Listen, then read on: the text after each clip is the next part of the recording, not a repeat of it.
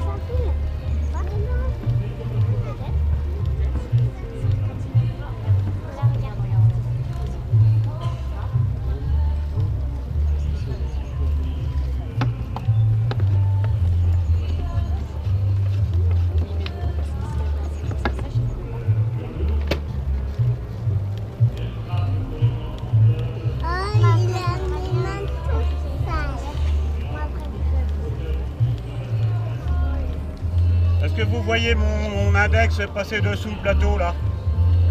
Non? Bah j'ai arrêté avant. Hein.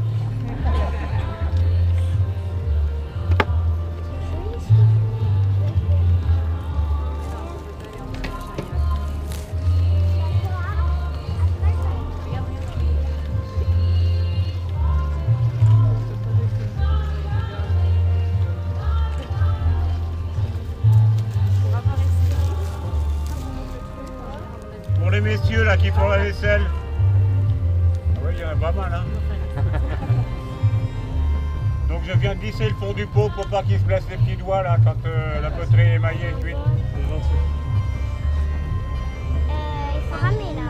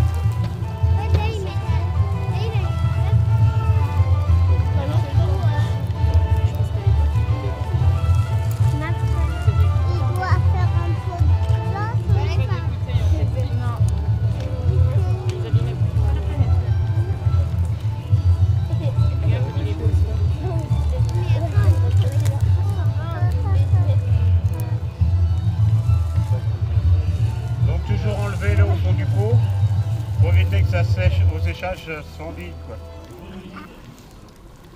Donc vous voyez là, ça godaille un peu, c'est pas trop grave. Tu fais Ce qui est grave, c'est quand le potier commence à faire ça au-dessus du pot. Tu fais quoi? Mais il n'abuse pas du jaja, parce que le lendemain, il faut des pots carrés. Hein. D'ailleurs, tous les potiers tournent à l'eau. Ah oui, bah oui. C'est bien. C'est pas mal. Là, c'est toi. Qu'est-ce qu'il a dit?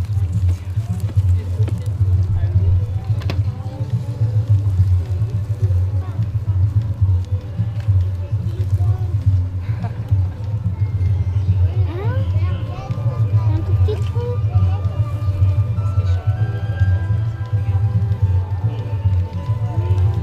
Ah, il l'a pas encore fait.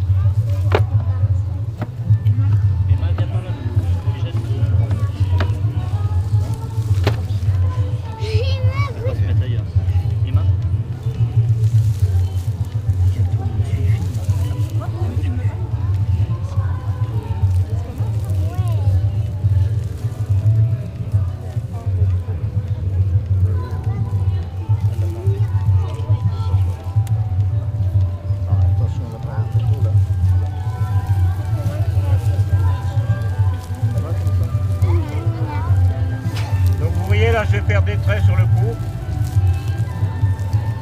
Et ça fait vraiment une fonction, hein, surtout sur les pièces qui étaient graisées au sel autrefois. Quoi.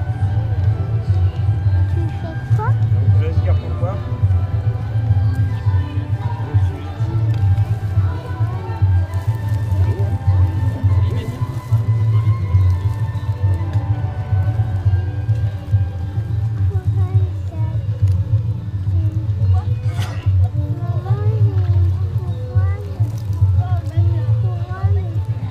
Donc le fil à couper le beurre. Maman, j'ai une couronne. Donc vous avez vu tout à l'heure le démarreur, où il est parti mon démarreur là? Ah il est là. Il est là. Ah, non, non mais ça va, ça va. Là maintenant, le frein. Vous regardez les garnitures si c'est encore bon, parce que j'ai le contrôle technique à passer jeudi avec les Estambert là.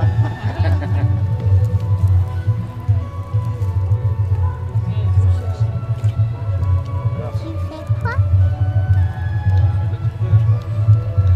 Il doit faire de la patouille.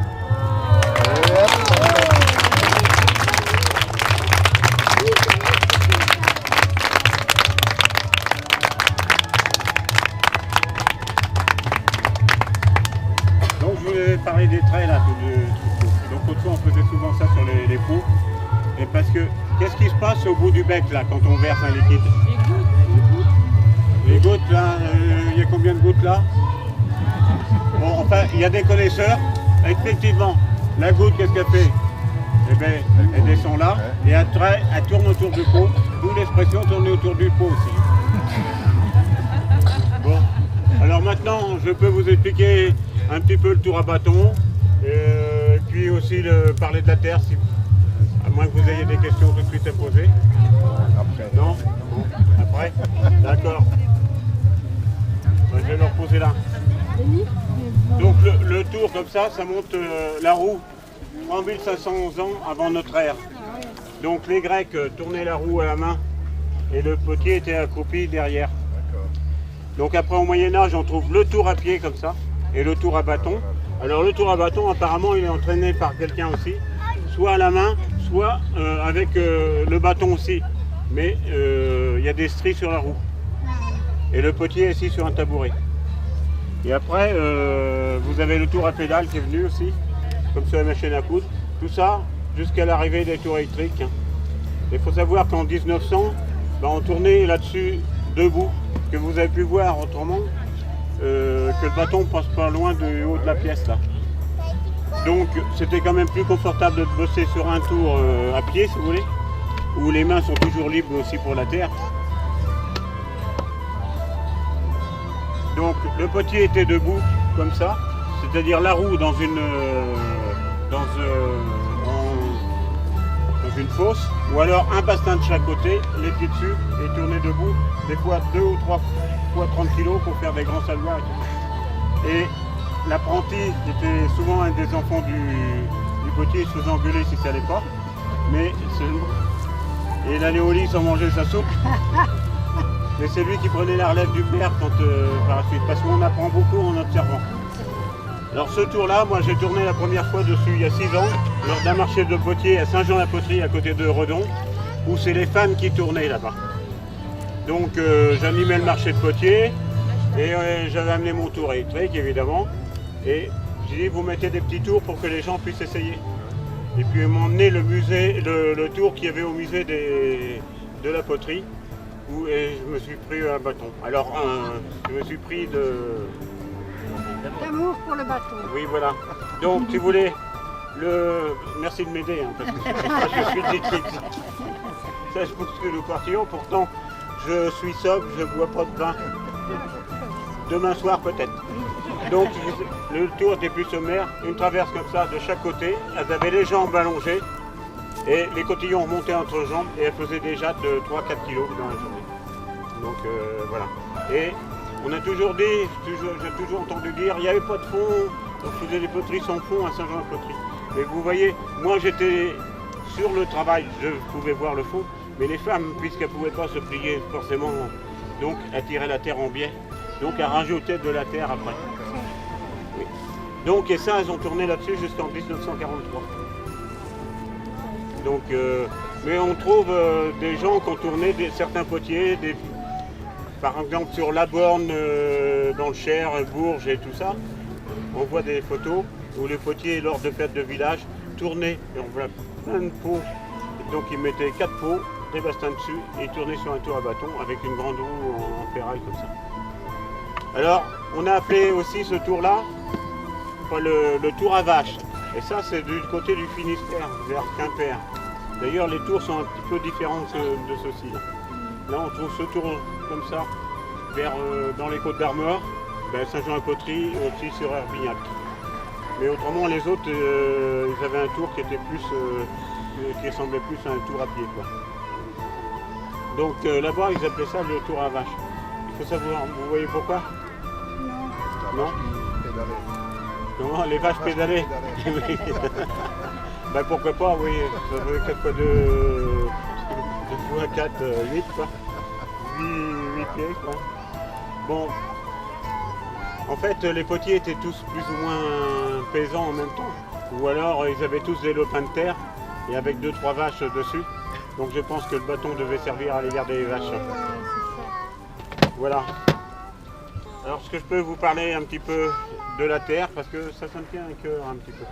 Pour moi, enfin je schématise, hein, pour ne pas prendre pour parole d'évangéliste tout ce que je vous dis, c'est ce que je sais, ce que je fais, ou ainsi de suite. Donc il y a 3 familles de terre pour moi. Bon, on pourra en rajouter une 4e, mais c'est... Bon, vous avez la faïence, que l'on cuit, la première cuisson à 1000 degrés. Et la deuxième cuisson, après, à 950 pour le décor. Mais c'est une terre qui est toujours poreuse. Donc après, vous avez le grès, comme je le fais, si vous voulez, que l'on cuit autour de 1200, 1300 degrés. Et vous voyez ce pot-là, cuit à 1250 degrés, voilà à peu près la texture que ça donne. Bon, à l'intérieur, j'ai mis un jaja, hein, pas celui-là, d'accord? On en reviendra tout à l'heure. Donc on trouve le grès que l'on cuit, la cuisson maximum, si vous voulez, entre 1200 et 1300. Mais entre-temps, bon, je vais faire, moi, puisque je faisais mon émail par trempage, bon, je fais un biscuit aussi, on devrait dire dégourdi, à 1000 degrés, pour pouvoir tremper mes pièces dans les bains d'émaux. Ceci dit, il y a des potiers qui peuvent faire des monocuissons, mais qui vont émailler à la louche, ou alors il faut émailler, faire un émaillage au pistolet, quoi. Et après, vous avez la porcelaine, que l'on trouve, qu'on cuit entre 1300 et 1400 degrés. Et la porcelaine, qu'on ne trouve pas naturelle, qui est refaite. Tu prends les éléments qui composent.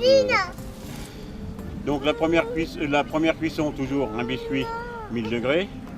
Après, cuisson pour l'émail 1400. Et si on veut un décor, on va recuire à 800 degrés. Tout ça aussi pour dire, si vous voulez acheter un vinaigrier, un conservateur de beurre ou une main à sel, demandez au potier à combien c'est cuit. Si c'est cuit au-dessus de 1200 degrés, c'est des grès ou de la porcelaine. Donc c'est des terres qui sont fermées et qui n'ont pas besoin d'être émaillées et qui ne sont pas poreuses. Donc en plus avec un émail dessus, donc ça risque rien. Parce que souvent moi on me ramenait des conservateurs de beurre, on me disait ouais ben ça, le beurre il rance. Pourquoi? Parce que c'est de la faïence. Alors vous pouvez acheter une belle main à sel en faïence. Bon, pour le décor, vous l'accrochez au mur et vous la regardez tous les jours. Et surtout vous ne mettez pas de sel dedans parce que le sel va bouffer la terre. Vous comprenez? Donc voilà. Donc alors après voilà, oui, par contre il faut que les températures que j'ai données, c'est les températures maximum pour que les terres aient leurs caractéristiques. Par contre là dans une poubelle que j'ai cuite à 1250 degrés, j'ai mis de la faïence. Vous voyez ce que ça donne? Tout est fondu. Alors les potiers qui font du grès, ils ne vont pas s'amuser à faire de la faïence en même temps, parce que toujours qu'il y a une erreur dans le four. Bon là-dessus, je vais mettre une anse. Puis je vais tourner comme ça. Après je vais mettre l'anse ici, comme ça, comme sur ce pot. Alors moi je fais toujours des anses plates, comme sur le pichet là. Ça c'était tourné sur tour à bâton et émaillé et cuit dans un feu au bois. Donc je fais un colombin conique que je pousse ici et après j'étire et je forme ma terre. Et là, on remonte la terre, c'est toujours la signature du potier là aussi. Donc les anses plates, pourquoi? Parce que je vois des fois des collègues, ils font des théières, des choses comme ça, avec des anses grosses comme le petit doigt, rondes, ben ça tourne dans la main. Voilà, voilà. Donc, si vous avez des questions là. Vous étiez ici avant? 32 ans à Rochefort. J'étais où il y a une savonnerie là. J'étais dans le renfoncement où il y a Caléo maintenant. Donc je faisais ce bleu. Alors je continue toujours à faire un petit peu de bleu comme ça. Et je travaille aussi pour Terre de Sel. Et je fais des prestations, des démonstrations de tournage. Je montre des savoir-faire que j'avais pas le temps de faire quand j'étais dans mon atelier. Il fallait que mon atelier tourne, donc il y avait une vendeuse, je ne m'occupais pas de... J'avais pas le temps de prendre du plaisir à partager ces moments-là avec vous.